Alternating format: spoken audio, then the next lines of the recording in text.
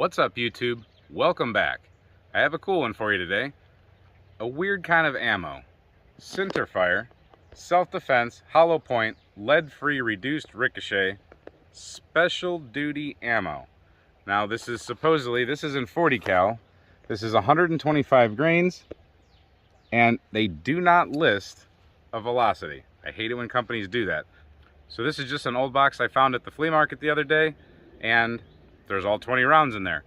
This is rumored to be air marshal ammunition. Why would this be air marshal ammunition or special duty ammunition?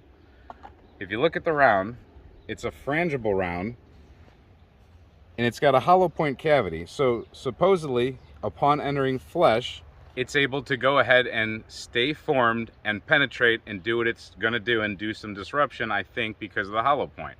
At least that's the idea behind it.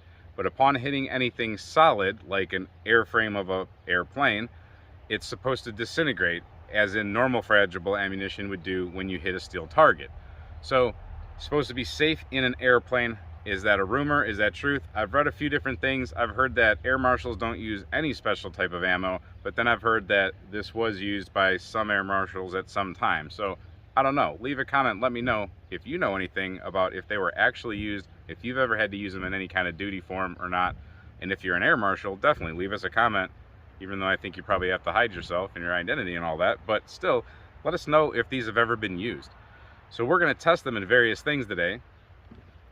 We're going to be using a Smith & Wesson 40 caliber, and we're going to shoot steel, just of course, just to see how it reacts. But we're going to compare it on steel with critical duty and see if it rings any different, and my hand loads of full metal jacket. So we have a normal defensive round, a full metal jacket range round, and then we have the special duty round. We're also going to shoot into a couple other things. We have set up back there, we have a car door, we'll have to move it in the right place, and we also are going to put it into gel. There's one or two other things we could try to put it through depending on how it performs in that. So let's see if it really is safe for an airframe of an airplane or car doors or anything else like that. Could you use this in your house maybe? If this dirty thing works, then we'll get a chronograph reading also. So this test is going to be a double up. I'm going to do the rare 5-shot grouping that I don't usually do on the chronograph, see how the velocity checks out, and we're also going to see about getting a group on that plate up there, kind of like the aisleway of an airplane might be. We'll see how it does, just a practical application. Alright, so this is going to pretty much be a double test. We're going to get a 5-shot average on the velocity with a chronograph if it cooperates with the light, and we're going to see what kind of a grouping we get on that target down there with steel. That orange would represent center mass that we want to hit on a target, and I think this could be the aisle of an airplane, we could just pretend. So let's see how it works out. 125 grain bullets, keep that in mind.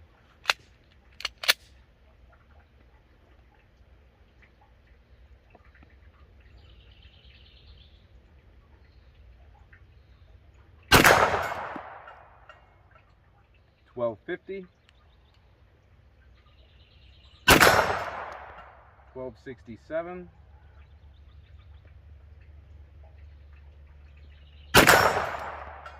$12.55, $12.63, and I might have actually missed that. $12.49. Let's take a look. So if I missed that, that was really pathetic, because I shouldn't normally miss that with that gun from that distance. We'll see on the video. But here's the average velocity, or here somewhere.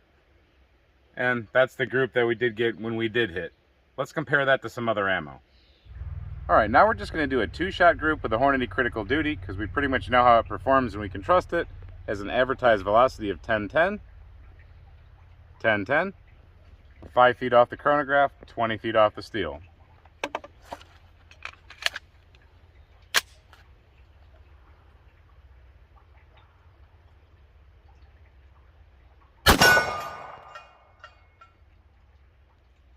$10.23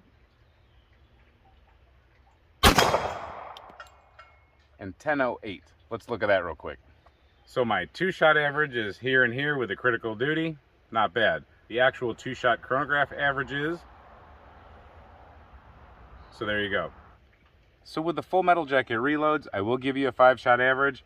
This is 6 grains of power pistol sitting on top of a 180 grain extreme bullet, full metal jacket or copper washed.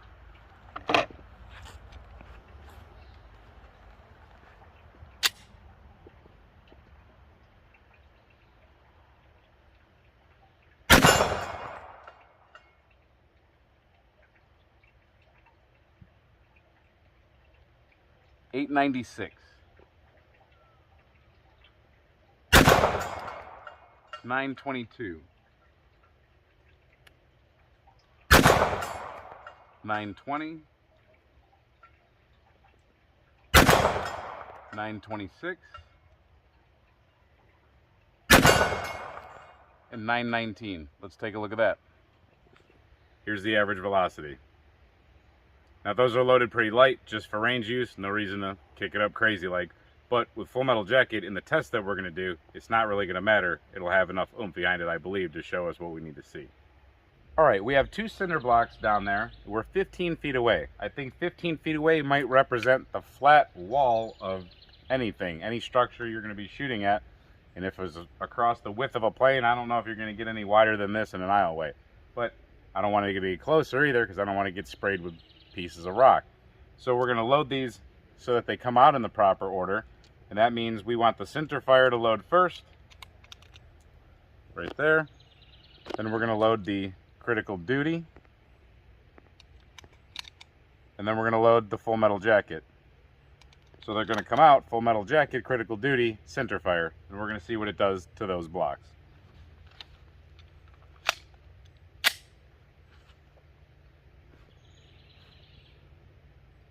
Full metal jacket.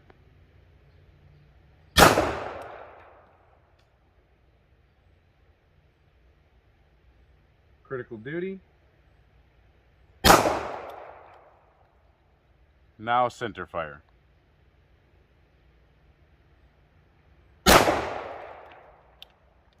Let's take a look.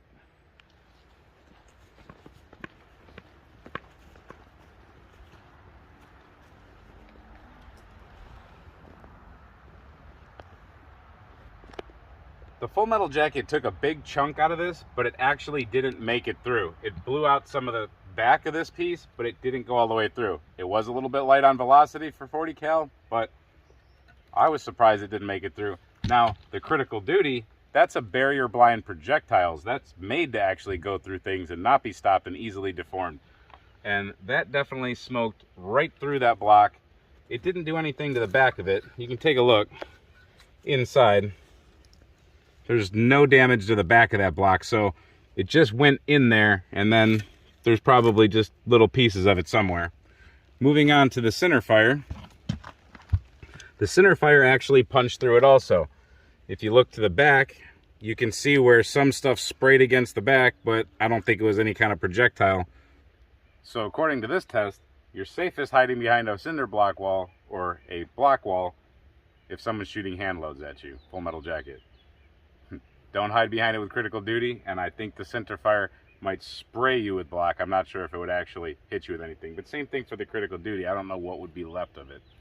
Alright, first up is a full metal jacket. We're 10 feet off that gel. We had to get the chronograph out of the way earlier because there's no way it'd work with the way the sun is now. So as long as I can shoot straight, this should work.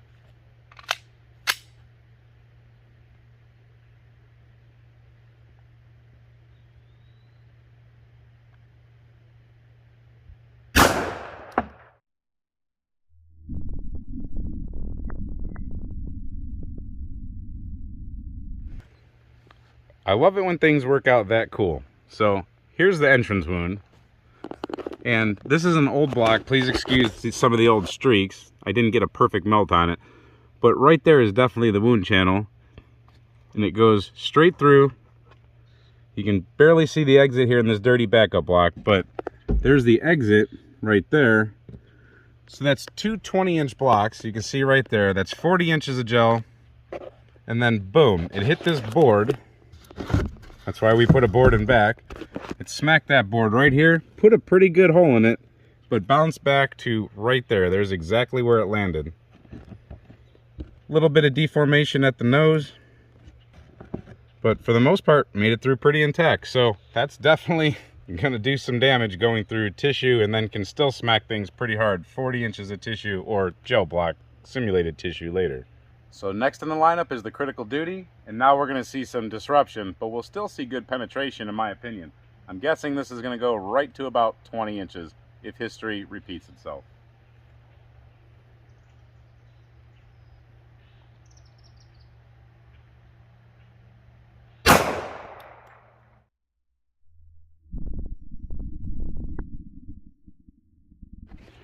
For a minute there, I thought it came out the side, but it did not. So it entered right there. And then actually a lot less disruption than I thought. I thought there'd be a lot more right at the entrance, because there usually is. And we made it to right there. And that is at the, if you honest line it up, it's about 16.5 is where it got to, maybe 17. It's kind of a weird angle to look at, but little bit of a bounce back. 17 back to 16.5. Here's the top angle. It did open up and it pedaled back, but it just doesn't have a big face to it. That's kind of how these critical duties work, is they're more of a barrier blind penetrator. But usually we do get a couple more inches out of it. Not sure about that one. So next up is the Centerfire. Let's see how this handles gel. My prediction, with the velocity that it has, it's going to act like a full metal jacket. I'm predicting it's going to go about 35 inches. Let's see.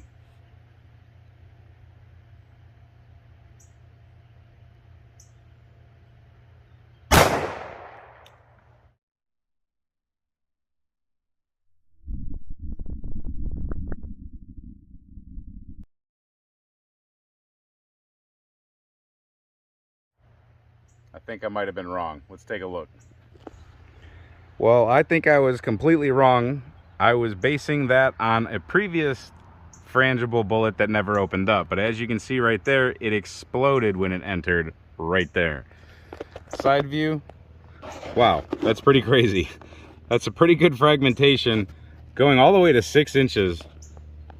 I mean, a lot of petals, but we continue on.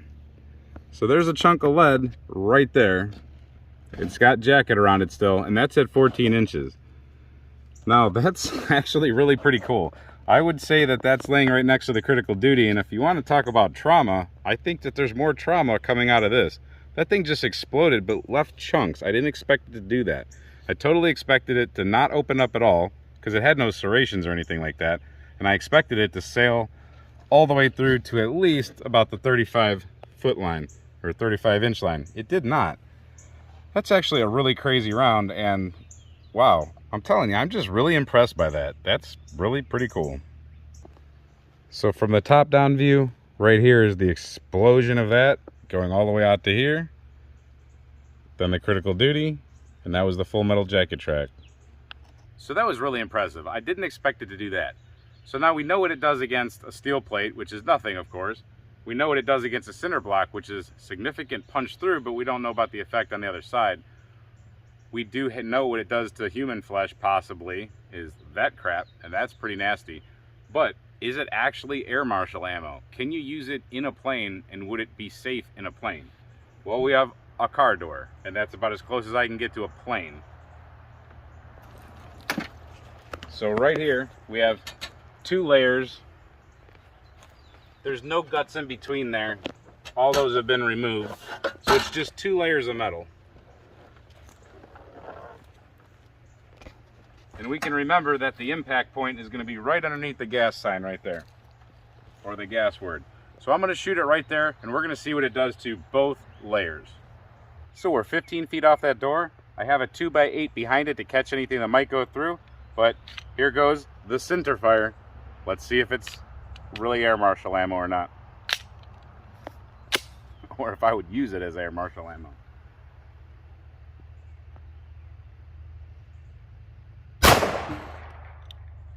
Something tells me that just went through the side of a plane. All right, so join me for this beautiful thing. So we have an entrance wound, we have an exit wound, so that's 2 layers of metal. And then the fragments, it did fragment and it hit that board. However, it exited that board, and it actually, a good chunk of it there, hit that board that we have, which is just a piece of plywood. Now I'll pull that out, and as you can see, it started to exit that plywood also. So don't worry about that. That's just construction debris and a wad or something stuck to it. But I didn't expect it to do that kind of damage. I didn't expect it to go through two. That's a lot of pass-through for a round that's supposedly special duty. I don't know what the special duty is. It went through cinder block. It goes through wood. It goes through metal. I mean, maybe I guess we'll just shoot the board and then see what happens after it goes through the board. Let's try that real quick. So here's another one. We're gonna put it straight through the wood and see if it does anything to the block behind the wood. Building materials, basically, and vehicle materials. So special purpose, I don't know.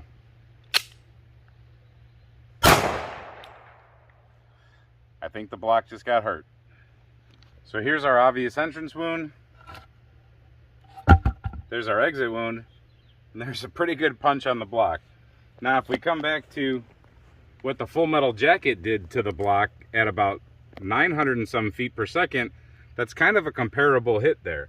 So after passing through a 2x8, which would be representative of some decent building material, it still has enough power to do what a full metal jacket did all on its own.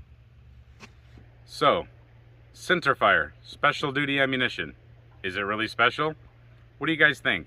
That was impressive in the gel, but what also is impressive is how critical duty usually performs in the gel, and it can punch through just about everything. So, special duty or critical duty, or something totally different. But what do you guys think about this?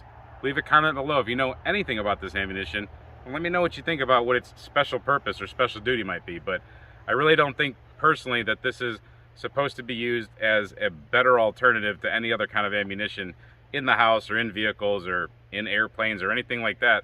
It's going to hurt flesh. It's going to go through building materials. It's going to go through vehicle materials. I don't know. Let me know what you think. So thanks for watching this video. If you like what we do here at The Turkey's Opinion, please hit like, share, and subscribe. Plenty more videos coming.